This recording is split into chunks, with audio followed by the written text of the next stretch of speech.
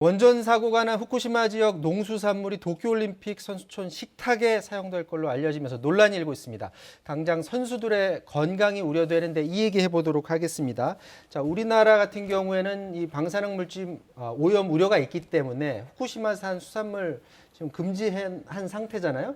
그런데 올림픽에 출전하는 선수들을 한테 지금 일본 정부가 굳이 오염됐을 가능성이 있는 그런 수산물을 먹이겠다 이런 겁니까? 지금 이제 이 올림픽을 치르려면 그 선수들에게 일단 식사라든가 이런 걸 제공을 해야 되는데 그러기 위해서는 각 광역지자체에서 농산물이라든가 이런 식재료가 되는 어떤 그런 것들을 납품을 받아야 됩니다.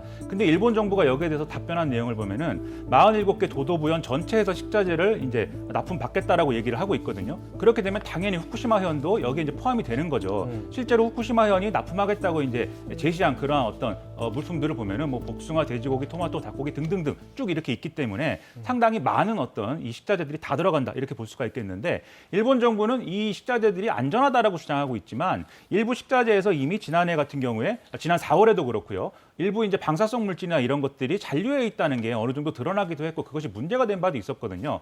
여러모로 지금 불안한 상황인데 이렇게까지 해서 과연 후쿠시마의 어떤 여러 가지 부흥 이런 것들을 주장하는 올림픽을 무사히 치를 수 있을 것인가 상당히 우려가 될 수밖에 없는 상황입니다.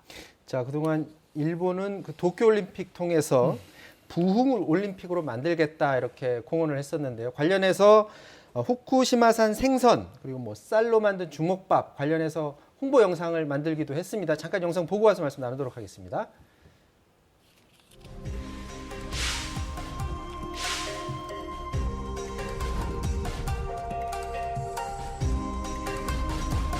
できるだけ多くの外国人の皆さんに地元の食材を味わっていただくことが何よりの対策であります。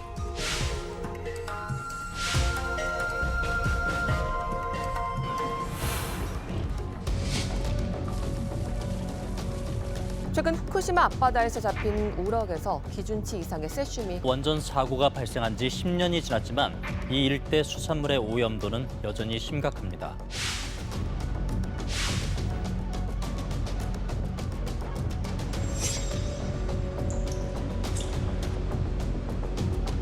우리 선수들은 사실 베이징 때만 해도 이 식자재를 다 수송해서 먹였어요. 왜냐하면 다소 또 탈이 날까봐. 이번에도 일본에 그렇게 할 예정으로 이제 대한민국 선수단에서는 준비를 했는데 선수들이 그 이제 식사 때문에 혹시라도 체력 관리라든지 이런 거에 조금 이렇게 좀 어려워할까봐 좀 걱정도 되죠.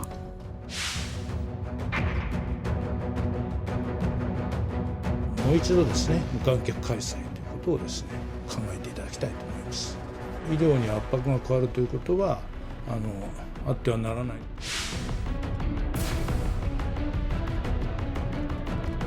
そうしたことについては十分にあり得る。安全安心のために無観客というのを辞さないということです。 앞서 영상에서도 지금 나왔었는데 후쿠시마 앞바다에서 잡힌 우럭에서 기준치 이상의 방사능 물질 5배 이상의 방사능 물질이 검출됐다라는 그런 뉴스도 있습니다. 당연히 우리 올림픽에 출전하는 선수들 건강이 걱정될 수밖에 없는 상황인데, 자, 우리 대한체육회는 지금 저런 것과 관련해서 어떤 입장을 가지고 있습니까? 준비를 하고 있습니다. 근데 문제가 뭐냐면 선수 내부의 시설을 이용해서 그걸 조리를 해서 먹일 수 없도록 하는 거예요. 그래서 대한체육회에서 쓰는 방법이 아까 이제 북경에서는 그렇게 허용을 했다고 했잖아요. 안 되겠으니까 그럼 바깥에 있는 호텔을 하나 통째로 빌려가지고 거기서 만들어서 도시락으로 들여보내겠다라고. 공수를 하겠다. 네, 근데 이렇게 했을 경우 340명의 선수단인데 몇끼 도시락이 이게 실제로 가능할까? 게다가 선수들 개별로 종목에 따라서 체급 조절에 따라서 식단을 필요로 하는 경우도 있고요. 또 종목에 따라서 먹어야 되는 음식들이 또 따로 정해져 있는 것들도 있거든요. 굉장히 어려운 상황에서 선수들이 먹을까나 걱정해가면서 경기 치르게 생겼습니다.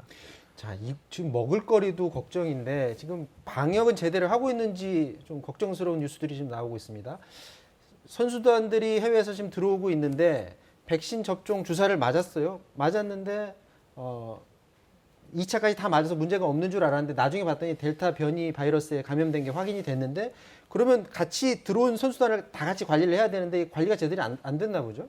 이 우간다 선수단이 이제 일본의 이제 도쿄올림픽 참가를 위해서 이제 일본에 입국을 했는데 지금 말씀하신 대로 이제 백신 접종을 맞았음에도 불구하고 델타 변이 바이러스 이제 감염됐다라는 게 이제 확인이 됐고 이게 사실 공항에서 밀접 접촉자 관리라든가 이런 것들이 제대로 안 된 상태로 선수단이 들어온 거거든요. 그리고 이것을 언론에 그대로 이제 이게 확인된 다음에 공개한 게 아니라 언론이 이렇게 좀 여러모로 의심을 해서 계속 이제 질문을 하는 거에 대해서 정부가 소극적으로 답변을 하는 과정에서 드러난 사실이었습니다.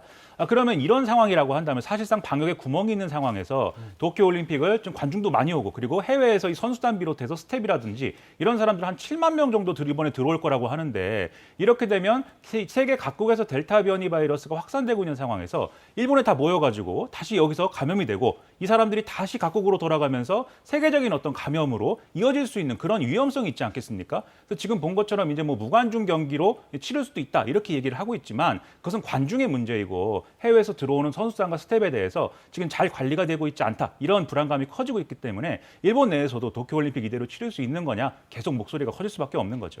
특히 이제 열악한 국가에서 온 선수단일 경우에 다시 감염돼서 자기 나라로 갔을 경우에는 코로나 재확산 네, 기폭제가 될 수도 있기 때문에 우려스러운 부분이 있는 것 같습니다. 앞서 잠깐 말씀하셨는데 무관중 경기까지도 갈 수 있는 것 아니냐라는 예상도 나오지만 원래 이제 흥행하기 위해서 네. 경기장별로 한 10,000명 이하로 모으겠다라고 했었잖아요. 네. 근데 무관중으로 다시 돌아갈 가능성이 있을까요? 저는 그렇게 높지는 않다라고 봅니다. 애초에 그럴 거였으면 이렇게까지 일정을 무리하게 하지도 않을 거고요.